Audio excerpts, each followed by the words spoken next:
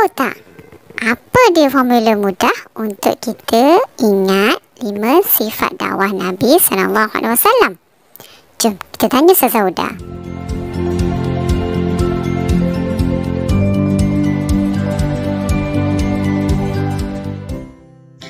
Bismillahirrahmanirrahim. Assalamualaikum warahmatullahi wabarakatuh.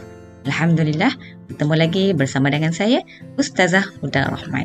InsyaAllah pada kali ini kita akan meneruskan pembelajaran kita dalam pendidikan Islam tingkatan 2 dalam bidang Al-Quran, pelajaran yang ke-7, yang mana berada di bawah tajuk Kesantunan Dakwah Rasulullah sallallahu alaihi wasallam. Jom sama dengan Ustazah.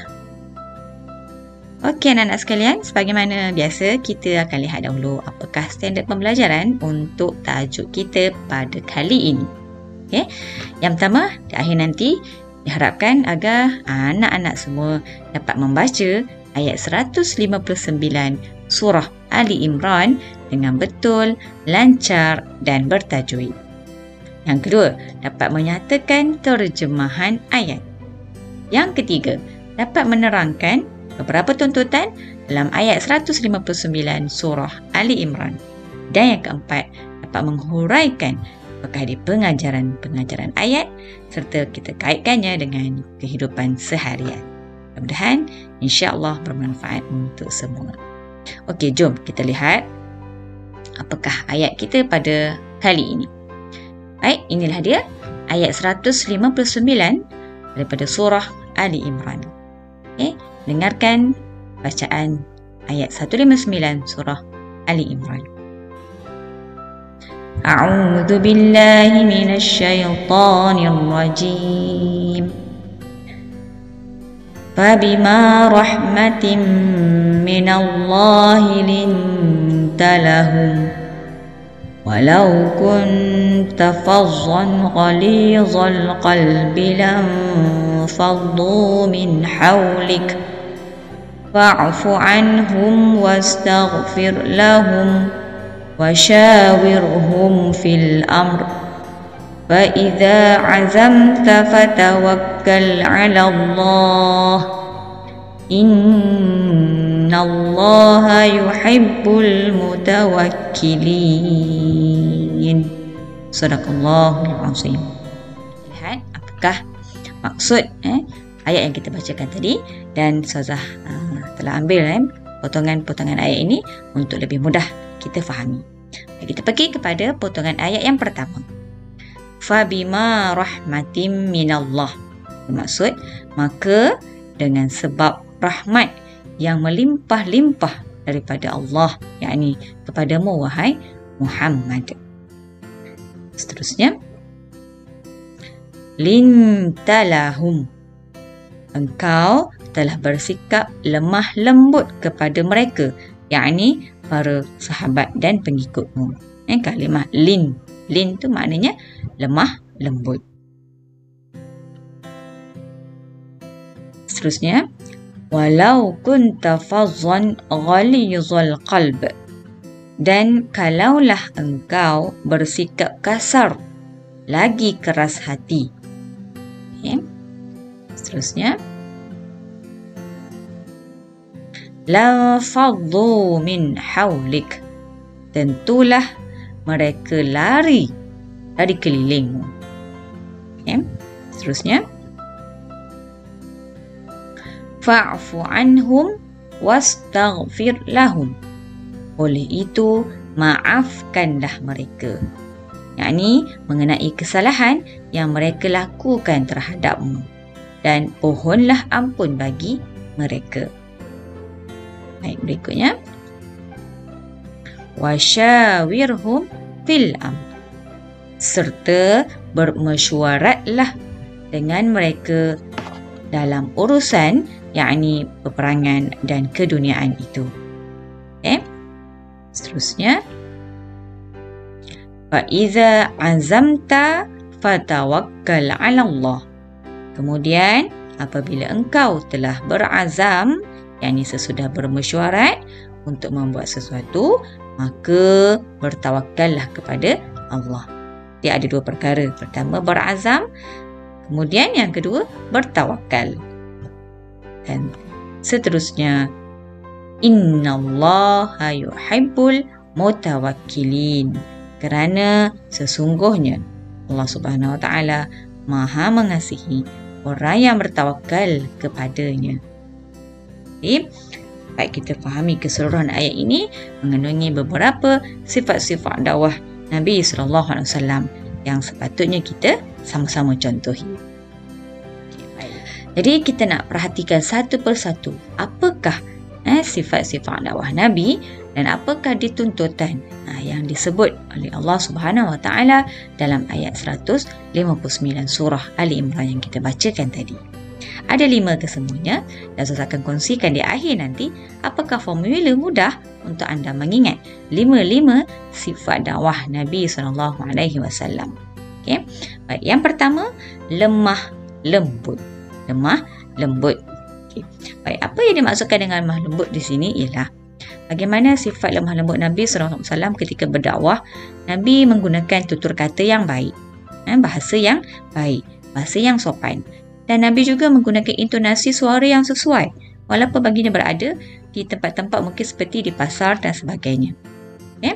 Dan yang ketiga, Nabi SAW menunjukkan contoh yang baik kepada kita dengan baginda sentiasa membalas kejahatan-kejahatan manusia kepadanya dengan kebaikan.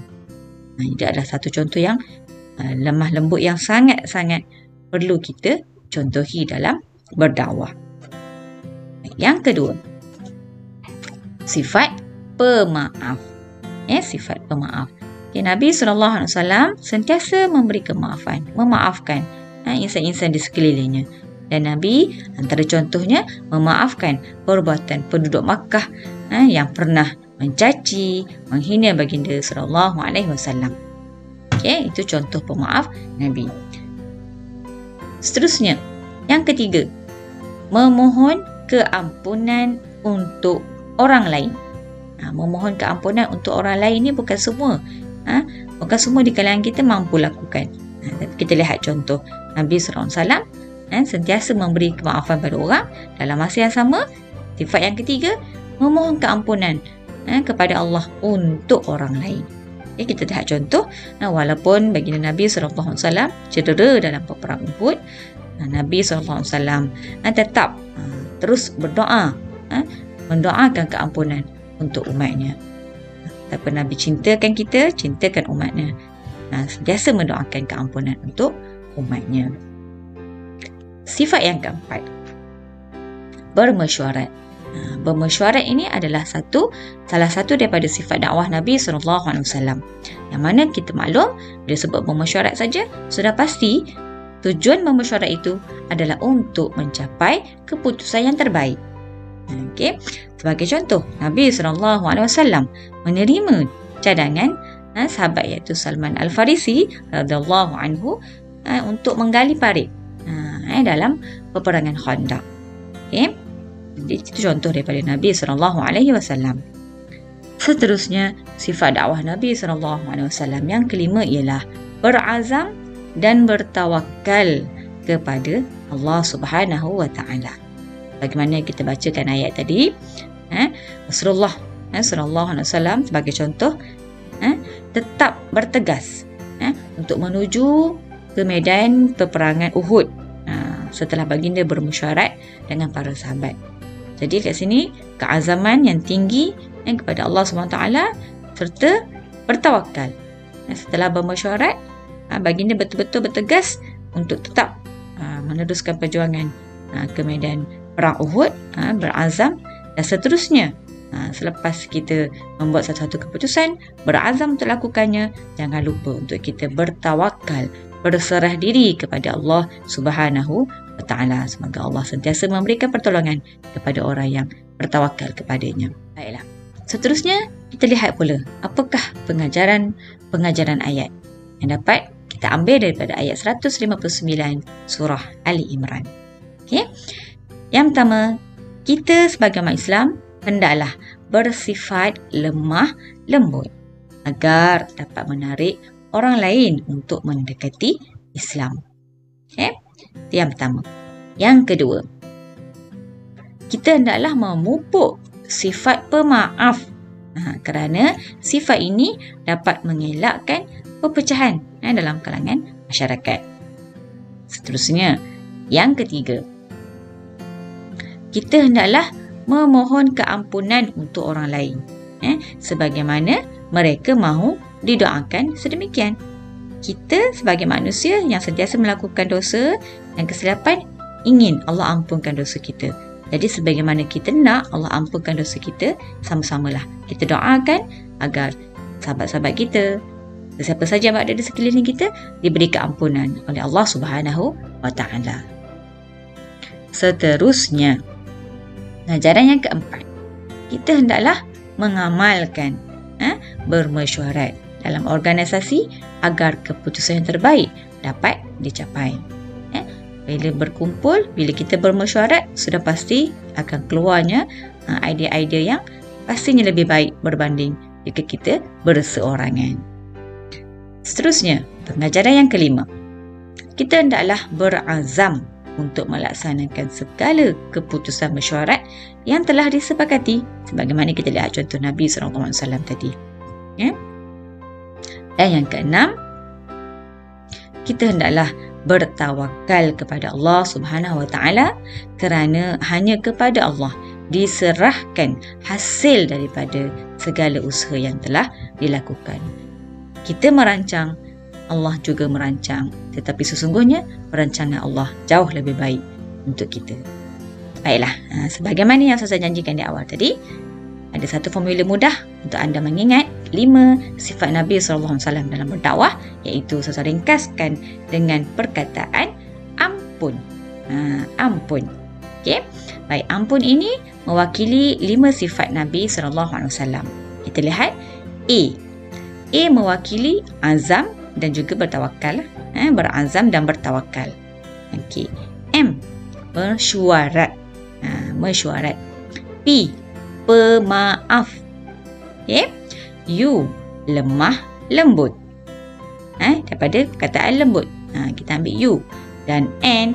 Memohon keampunan. Kita ambil N di sini. Memohon keampunan untuk orang lain. Jadi, mengingat sifat dakwah ini dengan kalimah ampun mewakili 5 sifat Nabi SAW. Jadi, mudah-mudahan ianya dapat membantu anak-anak untuk lebih mengingat kelima-lima sifat Rasulullah SAW. Sekadar itu dulu perkongsian daripada Ustazah untuk kali ini. Semoga ia memberi manfaat kepada kita semua. Bagaimana biasa, jangan lupa untuk like, subscribe dan share channel Ustazah. Terima kasih kerana sudi menonton. Kita jumpa lagi di lain-lain video. Sekian dahulu. Assalamualaikum warahmatullahi wabarakatuh. Jumpa lagi.